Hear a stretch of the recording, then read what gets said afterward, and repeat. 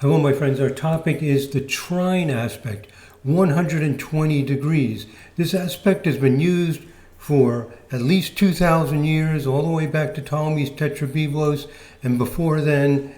It's fundamental to astrology, and we have some new insights into exactly how the trine aspect works. So we're all familiar with the trine aspect. Here, for example, is a person, Angela Davis. She's a professor, she's written books, she's a political activist, and wow, does she have a lot of trines.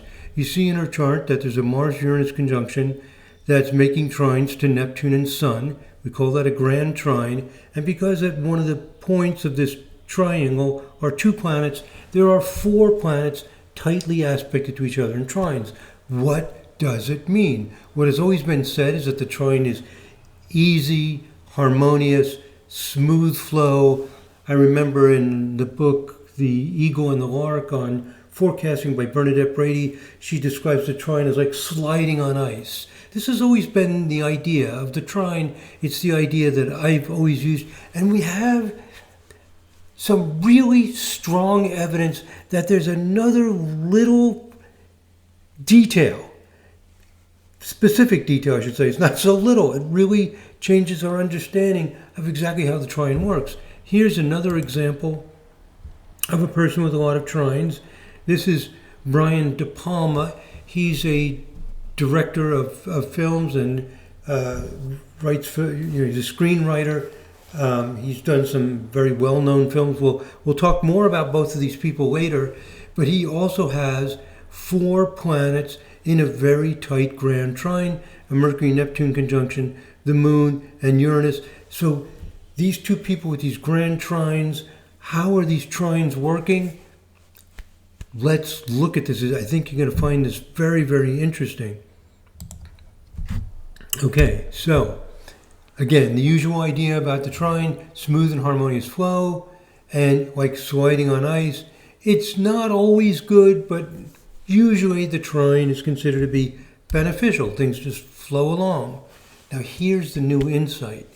The new insight is that trines there's a need. It's not just this, oh, I'm just so in tune with the flow and things just happen by themselves. There's a need for this harmony, and more specifically, a need to blend elements in a way that works. What do I mean by works? It's harmonious, something that is, and this is also something that is not possible with the individual elements. So every aspect, according to the system of astrology, I use vibrational astrology, serves a purpose. What is the purpose of the trine? It's to take different things and bring them together so they flow together nicely. Now here's what happens. What if things are not flowing together nicely? The trine wants things to flow together nicely. In vibrational astrology, we do not see the astrology as above, so below. You see a trine, therefore there's harmony. No, the trine is an energy flow. What kind of an energy flow is it? It's an energy flow that says, oh, look at that. Look at these two ingredients, these two foods. Oh, I could combine them together and they work together nicely. How do I know they work together nicely? It's an inner experience. It's a personal experience. It tastes good. It's not some kind of objective proof. Or let's say you're going to put on clothes and you put on, say, a dark green pants and a light green shirt. And it just blends and flows together nicely. That's the trine aspect. You're seeing things, you put them together. You have two notes. What two notes blend together in a pleasant, natural kind of way? How do you know? You feel it. It feels good. You look at the light green shirt, the dark green pants, you go, oh, nice. So it takes external elements, things we see or hear or taste, we experience, and says, oh, let's bring them together. And when you bring them together, you get something that obviously you can't get just from the individual things. If I just have dark green and light green, okay, fine. You put them together, oh, that's nice. That's the function of the trine. And what happens is, if something gets in the way of being able to blend those things in a harmonious way, oh, the trine does not like this. So the trine is not this passive, oh, just things happen for me. It can also happen in your life that you're wanting to bring things together, but there are obstacles. There are things getting in the way. And this is what happens to the two people with the most trines. We went through the whole database of thousands of charts. And let's go look at this. Brian De Palma, he and Angela Davis, there's Angela Davis, they have more trines in their chart than anybody else who has AA data, data from birth certificate or birth record. And then we have a lot of biography for. And how is the trine working in their lives? What is it doing? Instead of saying, oh, they just have this sweet flow, the interpretation is they have a need for things to blend together in a sweet way. They have that need. If that need is not met, oh, it can get very unpleasant. So the trine is not always pleasant. How do we know this, or why do we have so much confidence in this? Because we follow an evidence-based practice. We go through the database. We see what is happening with these extreme people. We apply it in our practice. And I'm going to give you a whole bunch of other reasons why we're becoming more and more confident that this is what trines do. They are a need to blend things together in a harmonious way. When this need is not met, to read this last sentence, when this need to blend things together nicely is not met, trines can destroy the offender. They just they have a need. The need is not met. It goes and it breaks up whatever is preventing that harmony from happening. Or at a minimum, it continues to address it. The trine will not forget. It wants to get it in tune. It's like a guitar that's out of tune. It's out of tune. This is not pleasant. It keeps trying to tune it. It keeps going back. It's persistent like that.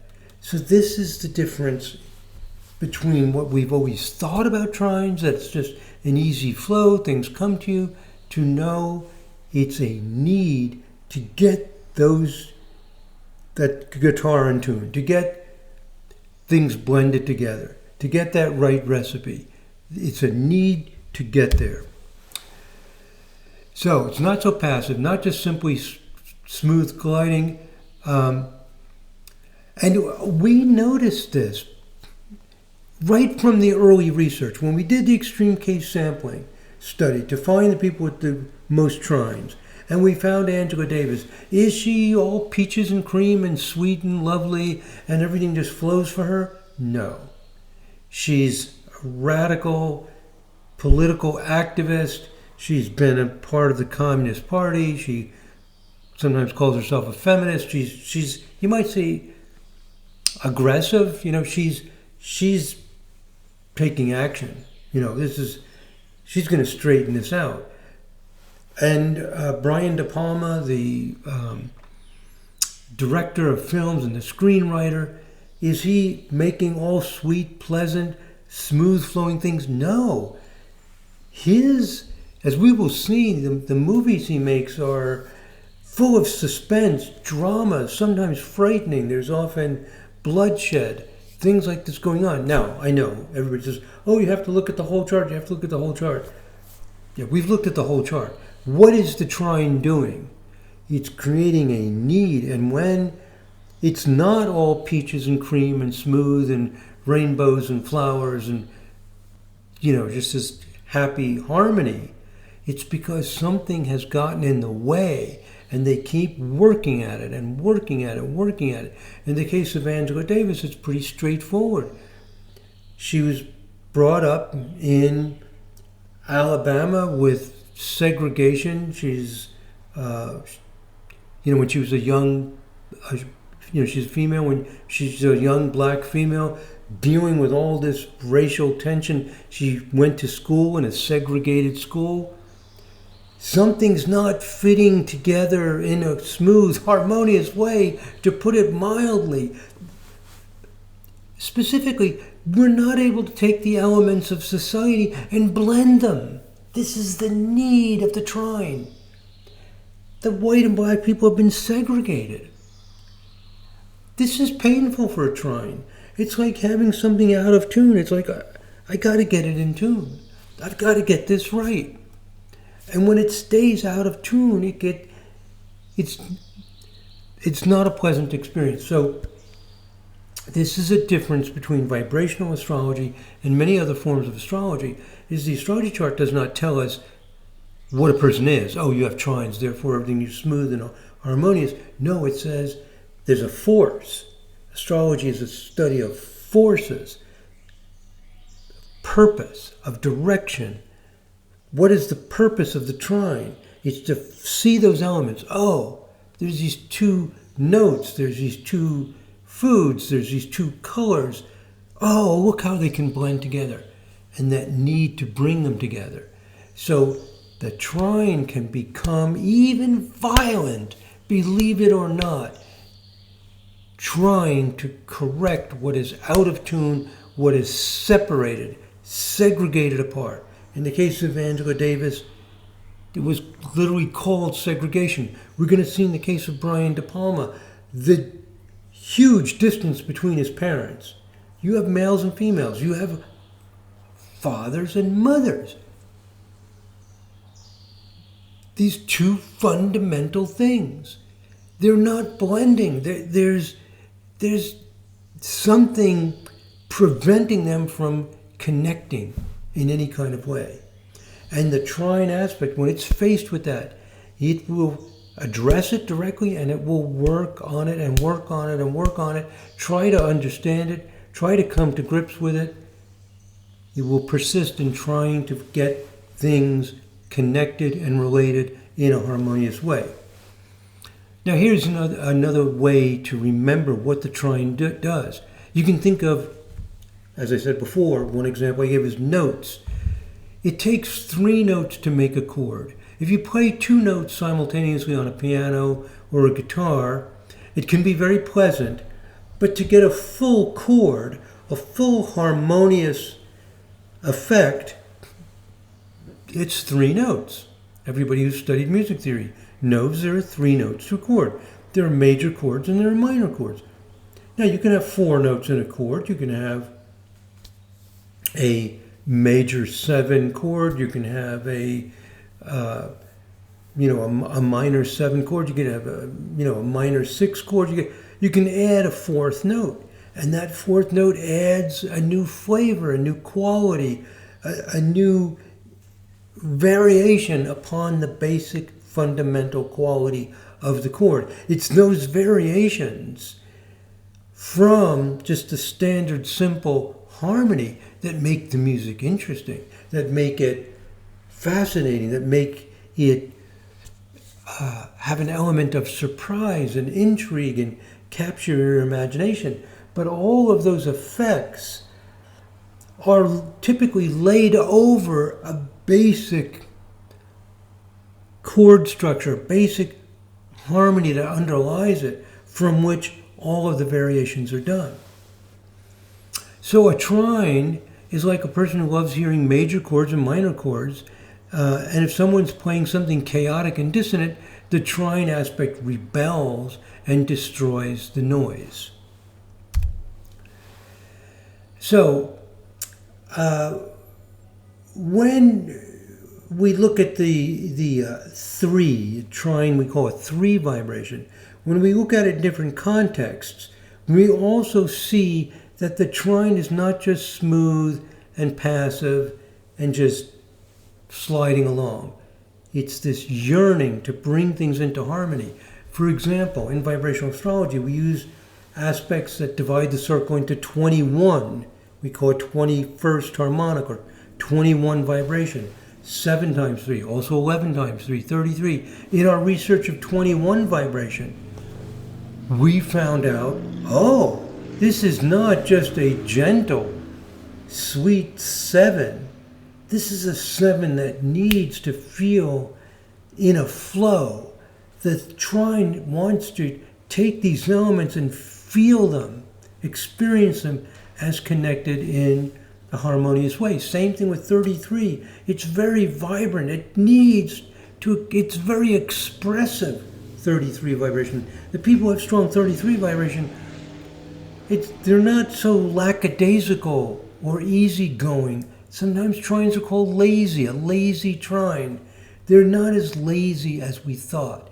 They have a need, they need to flow, and they get, you might say, upset. They are not fulfilled if that harmony and flow is not achieved. Now, I was discussing with my friend and colleague Linda Berry, also a well-known vibrational astrologer, about different vibrations. We were discussing the 3 vibration, the trine, and Linda pointed out that trines can go as far as being violent when their need for harmony is frustrated. So the frustrated trine will not always become violent or destroy, but it does face the problems head on consistently. It tries to gradually mold the situation into something harmonious. It'll finally become violent typically after a long period of time. It's like trying to tune. It's not tuning. Boom, at a certain point, we've just got to start all over. There's something just fundamentally wrong. This is the energy flow of the trine. So what Linda was discovering about the trine through her research using the software that she developed called Frequency Finder, doing the research, and I did the research within the Sirius software. 2 different styles, 2 different methods of finding out what the trines mean and looking at what's going on with our clients, with anybody's chart we're analyzing, and we're both coming to the same conclusion. There's a need here. There's a driving force. Okay, so bottom paragraph here, we can think of the trine as a need for harmonic resonance. You can think of 2 colors as 2 vibrations, 2 sounds as 2 vibrations, even 2 foods, their tastes as being vibrations.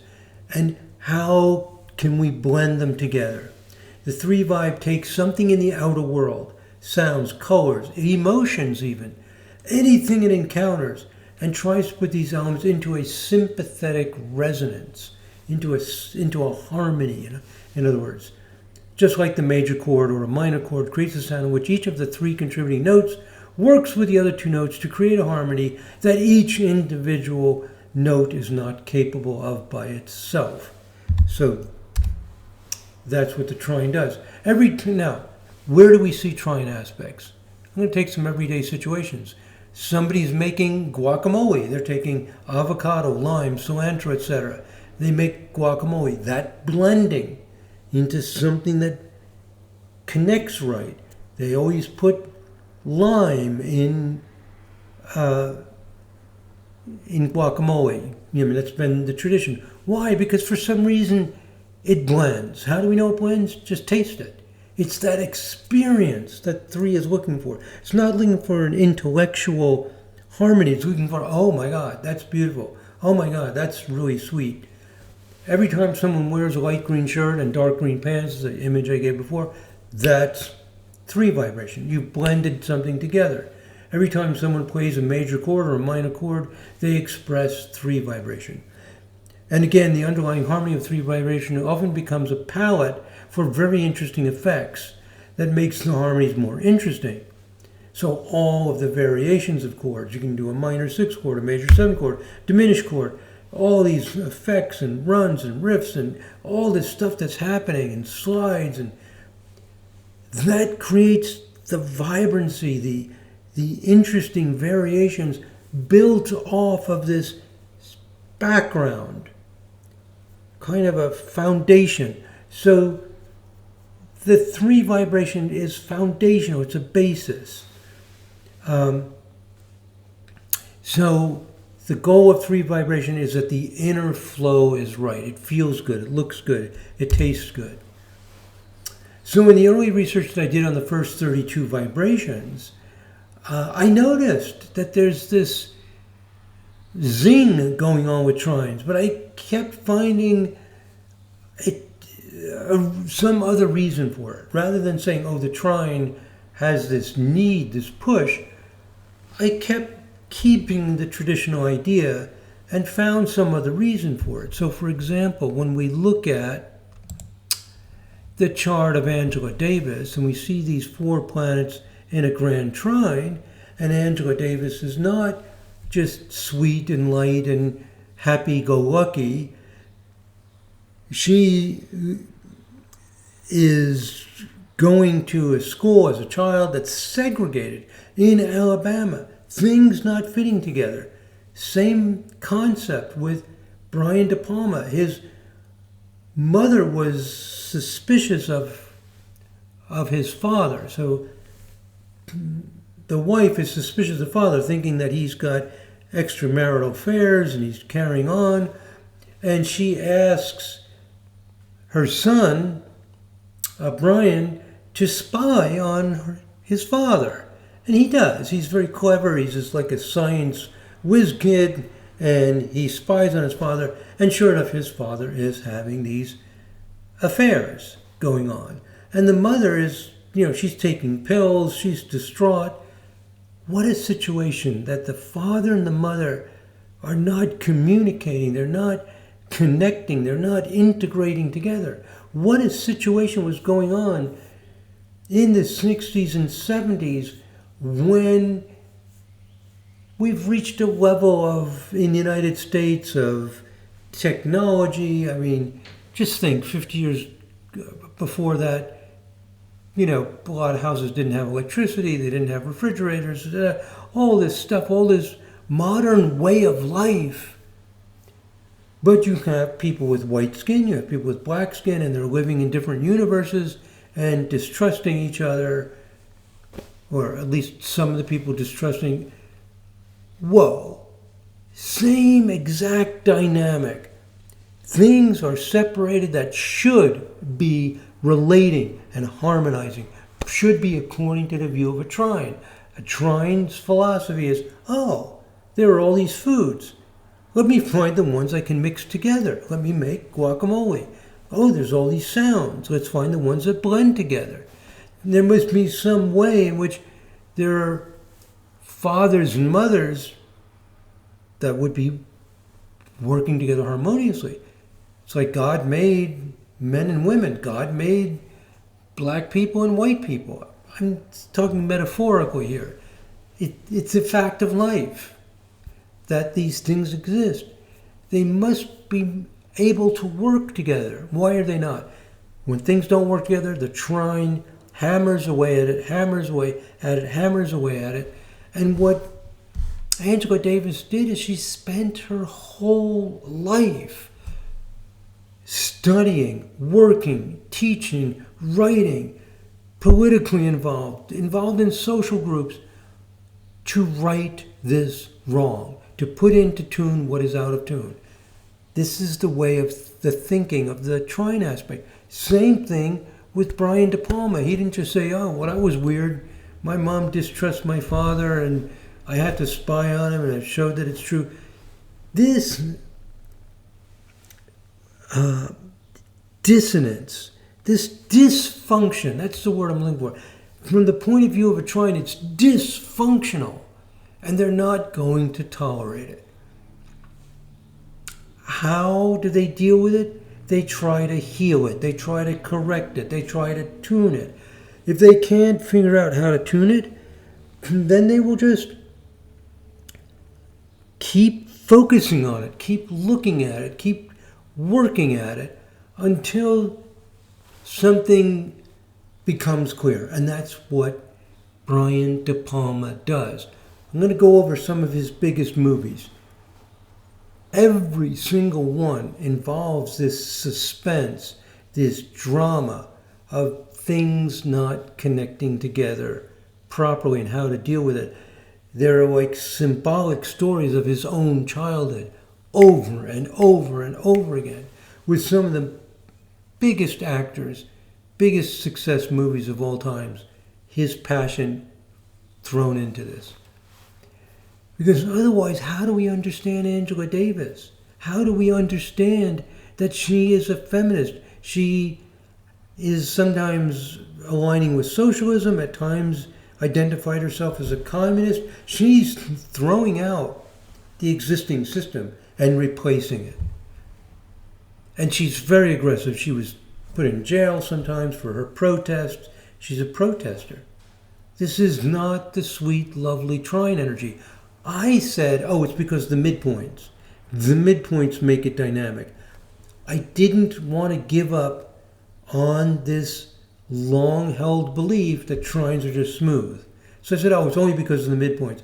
And I said, trine by itself can be smooth. It's just when it gets into a grand trine that it's not so smooth. It gets more dynamic, more, you might say, aggressive. It ends up with looking at this in more detail and seeing transits and progressions of trine aspects and looking at what's going on and seeing how the 3 vibration works into other vibrations, that it's clearer and clearer and clearer that there's a need here. And in consulting clients about their trine aspects, incorporating that makes the interpretation work better with the clients. Okay, back to our PowerPoint. So let me show you that original research. If you go to astrologydc.com and you click on links to YouTube videos, you get to this index to many of the videos I've made. And down here under Vibrational Astrology 1, you see all the videos that are level 1 vibrational astrology videos. And down here is a book, The First 32 Harmonics, a Qualitative Study. So you click on that. And this was a study done some years ago in 2012, where we went through it. And when we get down to 3 vibration, in other words, the trine, we see Angela Davis and Brian De Palma as the top 2. And from all this research, now we are ready to have this modification to our understanding of exactly what trines do. So again, Brian De Palma is a film director, a screenwriter. As a child, he was a whiz kid in the sciences. He entered college as a physics major. And as I mentioned, his mother was taking pills. She was tormented with the suspicion that her husband was having affairs.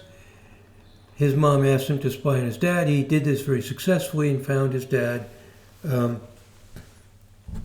with women in a romantic sexual relationship. And I give a website where the information is given from Brian De Palma directly in an interview to confirm that this is true. It's always good to have primary sources. So here's the website of an interview, 41-minute interview, and Brian De Palma, discusses this about, I think it was 10 or 15 minutes into the video. Okay, and it becomes an underlying theme to all of these movies and films that he's making. This experience of this dysfunctional relationship, this lack of connection between his mom and dad, and him being brought into it, appears to have imprinted in his mind thoughts of secrecy, suspense, hidden demons, and lies. His father was a doctor, I forget, a specialist in area of medicine, high profile, well respected, and hidden behind that are these hidden demons, the lies, the suspense of him investigating, spying on his dad, the secrecy. All of these are the elements of his movies over and over and over again. The suspense, the lies, everything. He cannot go on with his life. That's how trines are. They cannot say, it's out of tune. No. It's a need to get it in tune, to get to get the elements into relationship with each other, to connect with each other in a harmonious way. He is known for movies filled with horror, bloodshed, suspense, and intrigue. This is not your sweet Trine. And it's right there in the most conspicuous, obvious planetary configuration in his chart. So I found a website, I'll show it to you, of someone said these are his 10 best movies. And I think most people would agree that these are among his best and most loved movies. And so you can go to this website and you can read more details if you want. But to summarize, what are his 10 best movies? Because I've read over and over again, oh, his movies are filled with bloodshed. Well, let's look at it. Is this true? Here are the 10 movies, best movies of Brian De Palma, according to whoever made this website. And again, I think most people would pretty much agree that these are among his best. Casualties of War. And I've got quotes. All these quotes are from this website. An extremely effective and despairing look at the Vietnam War. The reality. What is it? The horror. The despair. The looking at things that are supposed to be good. America stopping the spread of communism, bringing freedom. What's really going on? Why are we in a situation where it ends up being so ugly, so much despair? Not done as a political commentary, not done as a venting of emotion, not done as so much a personal point of view, but to expose. The Trine is not so personally involved in the sense it just wants to get it in tune. It's affecting the person and it's affecting everyone. Same thing with Angela Davis. It's not just about her, not just about her personal dramas and trials and tribulations. It's about the fact that society as a whole needs an overhaul. Carlito's Way, an engaging gangster drama. So gangsters, crime, etc. Dressed to Kill, another movie, revolves around one person killing another and then relentlessly pursuing a third who witnessed the initial crime. Witnessed the initial crime. Does that sound like Brian as a child witnessing his father's crime of infidelity? Yes. A young prostitute who then finds herself fighting for her life. Mission Impossible. Then this is ended up being a series. The original one in 1996, directed by Brian De Palma, kicked off an iconic film series that comes to define much of Tom Cruise's acting career. Solid suspense and action. The suspense, the action that, again, repeating this very difficult situation that Brian De Palma was in as a child, where the father and the mother there's lies, there's suffering.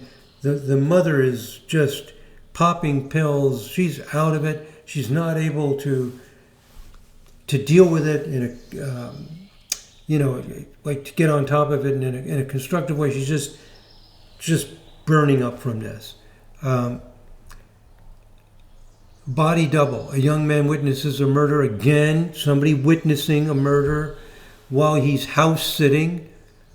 And this leads him to get wrapped in a complex and ever-changing series of events where very little and almost no individual can be trusted. Lack of trust. The father, with his high social position and his high professional competency, is lying. Even he cannot be trusted. Movie Blowout, another great paranoid thriller and a movie about how dangerous whistleblowing can be. Because as the spy who revealed this, Brian was the whistleblower. What I'm saying is that these movies express Brian De Palma's persevering interest in the experiences of his childhood and how it reveals a fundamental dysfunction. And he's not going to let go of it. Just like Angela Davis is not going to let go of it. She's not going to say, well, they're racists, they're idiots, they're jerks. I'm just going to get on with my life. No. There's a dysfunction. Things are out of tune. Let's get it in tune. That's the Trine aspect. The movie Carrie, a teenage girl who's bullied at school and mistreated by her mother at home, which leads to her eventually snapping and getting revenge. Her telekinetic powers help in this, of course. Phantom of the Paradise, iconic horror movie. Also a musical, satire, etc. The Untouchables. Kevin Costner plays a clean-cut hero, an Oscar-winning Sean Connery playing his reliable ally, and Robert De Niro playing the real-life gangster Al Capone. So again, crime, intrigue, lies, and people getting killed, getting hurt. I think the physical deaths are symbolic of the death of the spirit and the soul and the joy that's happening through the misunderstandings. And Scarface tells us a fairly straightforward rise and fall gangster movie storyline. Again, gangster movies. Point is, if you look at it in detail, Brian De Palma is not writing about peaches and cream and rainbows and butterflies and unicorns. He's constantly addressing the dysfunction, the inability of a married couple to relate to each other at all. Just like Angela Davis. Living in a world where people got split up. Oh, you're white. Oh, you're black. Oh, you're going to go to this school. You're going to go to that school. Whoa. Same thing. Inability to bring the elements together in something that could actually be more beautiful than individually. So, this is the Trine aspect. Angela Davis, to quote from the Wikipedia article, an American Marxist and feminist political activist, philosopher, academic, and author. She's a professor emerita at the University of California, Santa Cruz. Okay, these are not sweet, lovely, pretty sugar-coated words. Political activist, feminist, Marxist. She's out to she's going to straighten out this dysfunction. She's going to bring these elements together in a way that she thinks would work. She was a longtime member of the Communist Party and a founding member of the Committees of Correspondence for Democracy and Socialism. She was active in movements such as the Occupy movements and the Boycott, Divestment, and Sanctions campaign. So she's out there protesting, active. She was born in Birmingham, Alabama. She studied at Brandeis University and the University of Frankfurt, where she became increasingly engaged in far-left politics. She gets out of this segregation. She goes to Germany. She becomes an international person, connected. She enters this world of academia.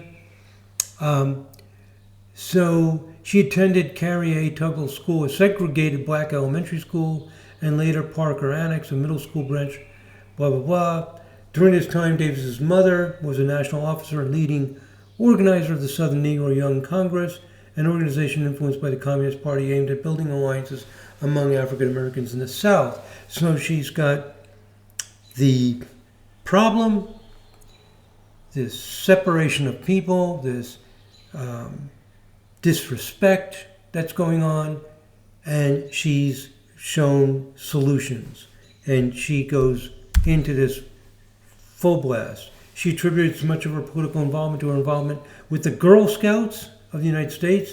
She participated in Girl Scouts 1959 National Roundup in Colorado. As a Girl Scout, she marched and picketed to protest racial segregation in Birmingham. So she finds social structures like Girl Scouts that she thinks are wonderful and that are, in her way of thinking, you might say socialist, bringing people together on an equal basis, giving equal opportunity.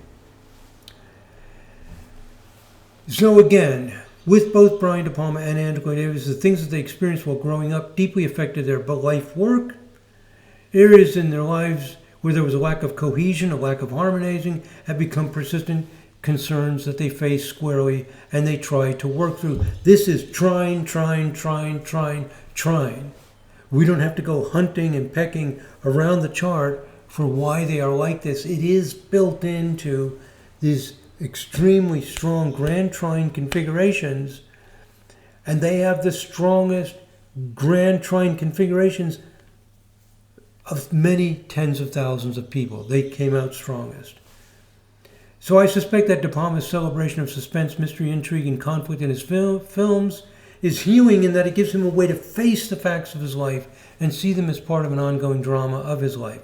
He processes the experiences on the silver screen with dramatic flair that adult audiences will find suspenseful. Trines will not let go of this dysfunctional, disharmonious, segregated, alienated situations. They're going to keep thinking about it, addressing it, working on it in one way. They don't necessarily have the solutions, and if they don't, they're going to keep looking at it, keep working at it until something becomes more transparent and able to feel comfortable with it. Angela Davis replaces this political system that allows disrespecting a class of people and segregates them out, and segregates them in such a way that they have inferior opportunities. She becomes a professor and she embraces communism. So neither of these two people are the sugar and spice that Trine Aspects have a reputation of being.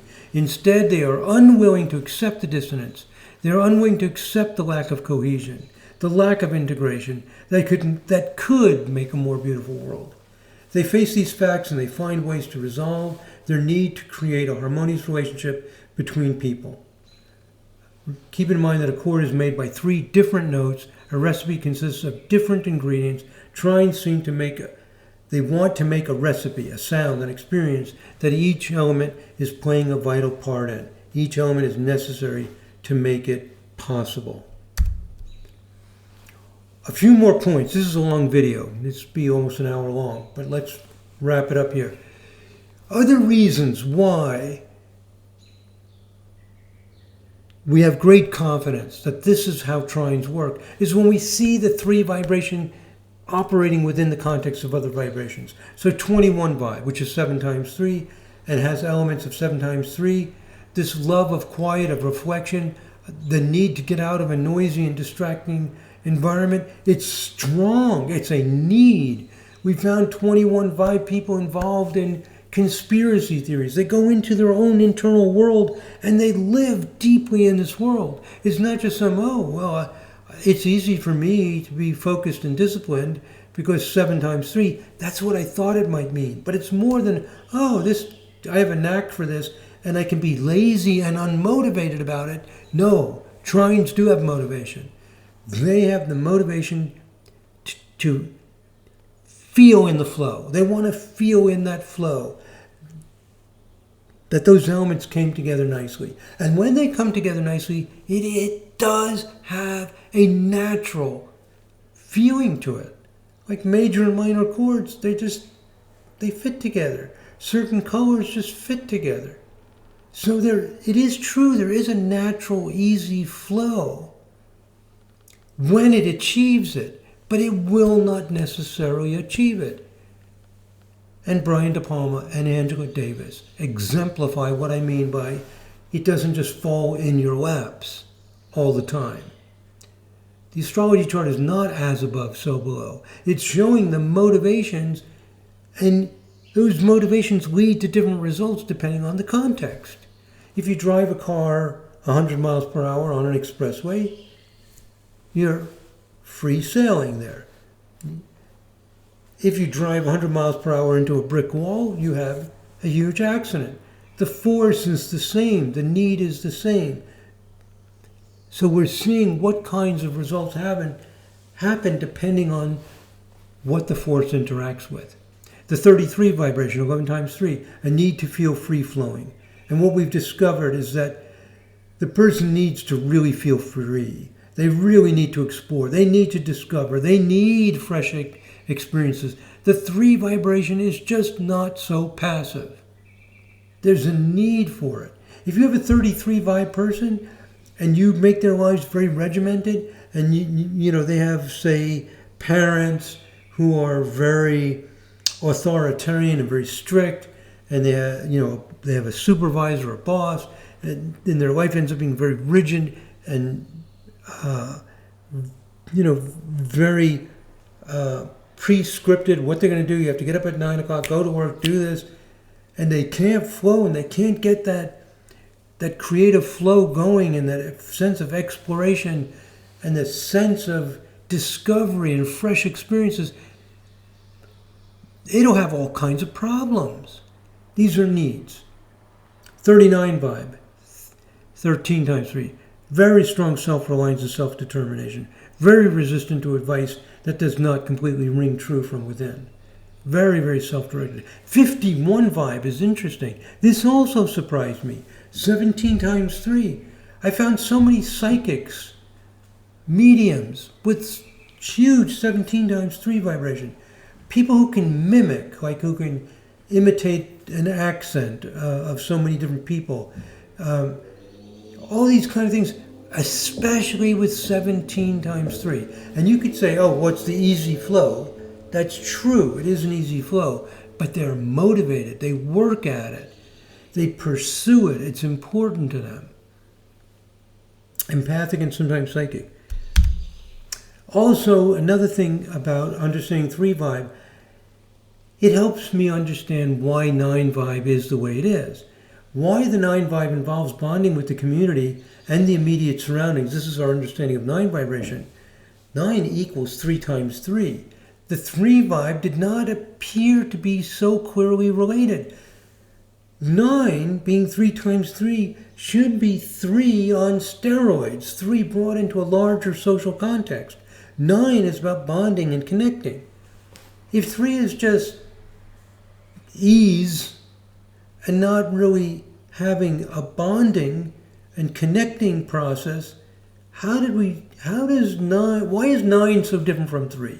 This has always been something I didn't understand. Well, now we find out that 3 does connect. It does relate. It takes the elements, 2 sounds, 2 colors, 2 tastes, blends them. A husband and a wife, people in different lifestyles, people with different, what's the word I'm looking for? Heritage. People with different experiences coming together to make a richer, better world. This is what's supposed to happen according to a trine. Husbands and wives are supposed to love each other and care for their kids and care for each other. That's, from the trine point of view, that's what's supposed to be happening. When it doesn't happen, it gets upset. The trine is connecting. It's bringing together. And 9 is doing it on a larger community, total environment level. So that makes sense. When an idea helps build understanding and integrate theory and answer questions, that's another indication that the theory is good. So the theory is working with the data. It's improving our understanding of how things work. It's helping in so many ways. So the conclusion, the idea that the 3 vibe has needs and it strives for harmony and is inclined to difficulty when there's disharmony and it's not able to just let disharmony go unaddressed. Here's a summary of some of the reasons why we think this is true. 1, it fits the research findings of the extreme 3 vibe people, like Brian De Palma and Angela Davis. Number 2, it fits the research findings on what 7 times 3, 11 times 3, 17 times 3, etc. mean. So it's fitting the observation. It helps explain why the 9 vibe is community-oriented and bonds with the immediate environment. It explains why Trine Aspects by transit and progression often show motivation to engage in harmonious behavior. That's more anecdotal, so I didn't discuss that, but this is something that I've observed. When there's an outer planet trine an inner planet, it's not always, the clients don't tell me, oh gee, that was the smoothest, easiest time of all. Like transit Neptune trines natal Venus, and the person does fall in love in a idealistic, fantastic way, but it's not some easy thing. There can be a lot of struggle, a lot of problems arising from this need to experience it in a beautiful way. And when we work with clients using this interpretation, it's just working better when we talk to clients. If we say, oh, you have this trine, everything's easy, they often say, well, if you tell Angela Davis, oh, gee, you have this great grand trine with Mars and Uranus and blah, blah, blah, you're an action person. She says, yeah, I'm an action person. And it all flows so smoothly. She's going to go, flows so smoothly? No, not really. Or Brian De Palma. You get the point. It's just not, it's more helpful when you talk to clients and you use these kind of interpretations. And they go, oh God, yeah, that's why Angela Davis can say, oh yes, that's why I'm an activist, a political activist, etc. It's because there are these dysfunctions and I can't just let it go. So it relates to the person, makes sense, it's helpful, and they understand more clearly what their motivations and directions are, because that's what the astrology chart reveals. So here's the concluding statement. In an evidence-based practice, what do? We use the best evidence available. And the best evidence available is this new interpretation for 3 vibration. In an evidence-based practice, you don't have some criterion that says, oh, you have to get to this point before you can use an idea. That does happen in certain areas, in certain situations. But primarily what we're doing is, what of all of our ideas, what's the most likely to be true? And we have strict rules. What does the data say? What does it say when we apply it with people, et cetera, et cetera, et cetera? What's consistent with theory? All of that is pointing to this new understanding, modified understanding of exactly what 3 vibration does. Well, that's it, my friends. I'm at 52 minutes. This video is a little bit longer than usual. But it's an important topic. I mean, this is the way of an evidence. Oh, one more statement. This last sentence on the previous slide. In an evidence-based practice, ideas evolve and develop. So we modify, we develop, we improve. It's very rare that we're going to backtrack so far that we throw out things. Extremely rare. This is true in the sciences also. Some people like to say, well, Einstein replaced Newton in the theory of gravity. Not really. Newton's laws of gravity work perfectly for most, if you're going to, like they always give the example of shooting a cannon, how far will it go? Works fine. Einstein expands Newton's understanding into whole new realms and shows that there's something else going on behind that. And it's the same thing that's happening in the social sciences as well. We do backtrack, we do correct, we do see errors, but mostly you get a steady, regular progression. There is a smoothness and facility with trines, and you can see how people could have gotten so carried away with that to miss a richer understanding of exactly what trines are doing. So I just want to mention this steady development, growth, and progress that happens in an evidence-based practice, because you have clear rules, regulations, and guidelines for how to proceed. It's not a free-for-all and jumps around as chaotically as happens when you don't follow the principles of an evidence-based practice. Okay, well, that's it, my friends. If you subscribe, if you're not a subscriber, I am so grateful if you subscribe. It helps this channel more than you might realize, helps it get promoted, distributed. It's like a snowball effect. The more subscribers, the more YouTube recommends it to people. It sees that it's hot, it's exciting. And there's also a membership. Of course, subscriptions are free, but there's membership. If you want to meet with me live to discuss anything in astrology and evidence-based astrology specifically, or anything at all, I have 2 levels of meetings where you can do that, and that's, it's live interaction. You pay for that, and you can pause this and you can see there's 3 ways to become a member. Thank you so much, my friends. God bless. Namaste.